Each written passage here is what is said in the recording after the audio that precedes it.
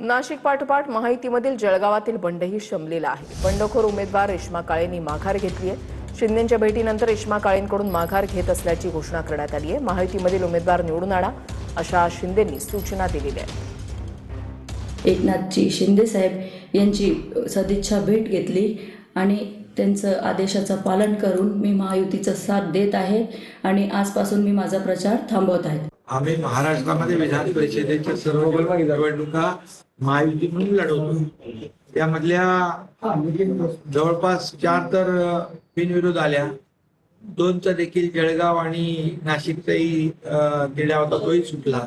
जळगावच्या देखील रेश्मा काळे त्या उमेदवार होत्या, त्यांनाही सांगितलं मी गुलाबराव पाटलांशी बोललो की आपण महायुती म्हणून निवडणूक लढवतो, तर आपल्या महायुतीचा उमेदवार निवडून येईल, शिवसेनेची सगळी मदत त्यांना मिळाली पाहिजे अशा प्रकारच्या सूचना